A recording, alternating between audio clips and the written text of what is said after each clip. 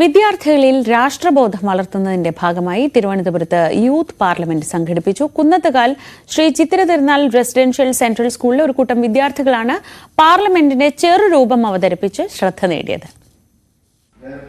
National youth parliament സ്കീമിന്റെ ആഭിമുഖ്യത്തിൽ സ്കൂളിൽ സംഘടിപ്പിച്ച പരിപാടിയിലാണ് വിദ്യാർത്ഥികൾ ജനപ്രതിനിധികളുടെ വേഷത്തിലെത്തിയത്. പാർലമെന്റ് സ്പീക്കർ, പ്രധാനമന്ത്രി, പ്രതിരോധ വകുപ്പ് മന്ത്രി, പ്രതിപക്ഷ നേതാവ്, വിവിധ വകുപ്പ് മന്ത്രിമാർ, എംപിമാർ എന്നിവരുടെ വേഷത്തിലായിരുന്നു കുട്ടികളെത്തിയത്. 7ാം ക്ലാസ് മുതൽ 11ാം ക്ലാസ് വരെയുള്ള ക്ലാസുകളിൽ നിന്നായി തെരഞ്ഞെടുത്ത 65 കുട്ടികളാണ് യൂത്ത് പാർലമെന്റിന്റെ ഭാഗമായത്.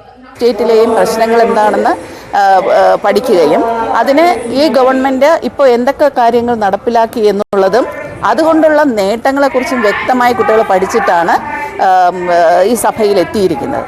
അതിന് തീർച്ചയായിട്ടും ഞങ്ങളുടെ സ്കൂളിൻ്റെ സോഷ്യൽ സയൻസ് ഡിപ്പാർട്ട്മെൻറ്റിലെ ടീച്ചേഴ്സ്, പ്രധാനപ്പെട്ട head of the department, social science head of the department Singly teacher, Jimo teacher, രക്ഷകർത്താക്കൾക്ക് വളരെ എക്സൈറ്റ്മെൻറ്റാണ് കുട്ടികൾ ഇങ്ങനെ പങ്കെടുക്കുകയും അവർ പ്രസൻറ്റ് ചെയ്യുകയും ചെയ്യുന്നത്. അപ്പോൾ അത്രയ്ക്കധികം കുട്ടികളുടെ ആത്മവിശ്വാസം ഉയർത്തി. ഇപ്പോൾ ഒരു പാർലമെൻറ്റേറിയൻ ആകണമെങ്കിൽ എനിക്ക് കഴിയാം എന്നുള്ളൊരു ആത്മവിശ്വാസം കുട്ടികൾക്ക് രൂപീകരിക്കാൻ പറ്റിയെന്നുള്ളതാണ് ഞാൻ കാണുന്നതിലെ നേട്ടം. രാജ്യത്തിന്റെ വിവിധ സംസ്ഥാനങ്ങളെ പ്രതിനിധീകരിച്ചും ജനപ്രതിനിധികളുടെ വേഷത്തിലുമെത്തിയ വിദ്യാർത്ഥികൾ തങ്ങളുടെ നാടിന്റെ ആവശ്യങ്ങൾ പാർലമെന്റിൽ എന്നതുപോലെ അവതരിപ്പിച്ചത് കാണികൾക്കും സഹപാഠികൾക്കും മറ്റൊരനുഭവമാണ് സമ്മാനിച്ചത്. അറിവ് കിട്ടി. ഓരോ സ്റ്റേറ്റിന്റെയും ഇഷ്യൂസും പ്രോബ്ലംസും പഠിച്ചറിഞ്ഞ് ഞങ്ങൾക്ക് കൂടുതൽ അറിവ് കിട്ടിയിരുന്നു. ഒരു പാർലമെന്റിന്റെ മോഡലായതുകൊണ്ട് ഞങ്ങൾക്കിങ്ങനെ അറിയാൻ പറ്റി. ഞാൻ അല്ലാതെ പഠിച്ചിട്ടേ ഉള്ളൂ, ഞാൻ അങ്ങനെ പാർലമെന്റ് അങ്ങനെ കണ്ടിട്ടില്ല.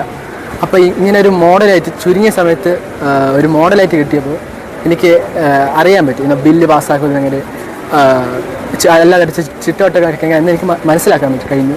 നമ്മൾ കണ്ട സംഭവം മാത്രങ്ങളാണ് ഇതൊക്കെ, ടി വിയിലോ അല്ല ഫോണിന് വഴി.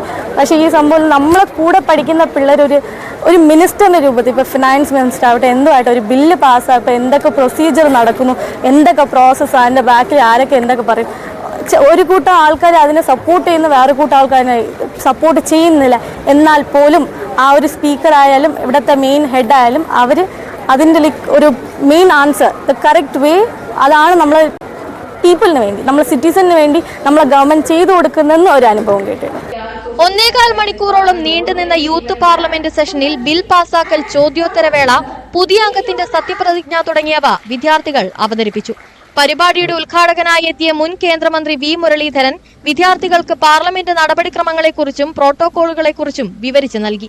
ജനാധിപത്യ പ്രക്രിയയെക്കുറിച്ചുള്ള അവബോധം വളർത്താനും അതോടൊപ്പം ജനാധിപത്യ മര്യാദകൾ പരിശീലിക്കാനും നേതൃപാടവം വളർന്നു വരാനും ഈ തരത്തിലുള്ള പരിശ്രമങ്ങൾ ഏറ്റവും ശ്ലാഘനീയമായിട്ടുള്ള കാര്യങ്ങളാണ്. ഞാൻ ആ കാര്യത്തിൽ CBSE ബോർഡിനെയും അതോടൊപ്പം ശ്രീ ചിത്തിര തിരുനാൾ വിദ്യാലയത്തെയും അഭിനന്ദിക്കുന്നു.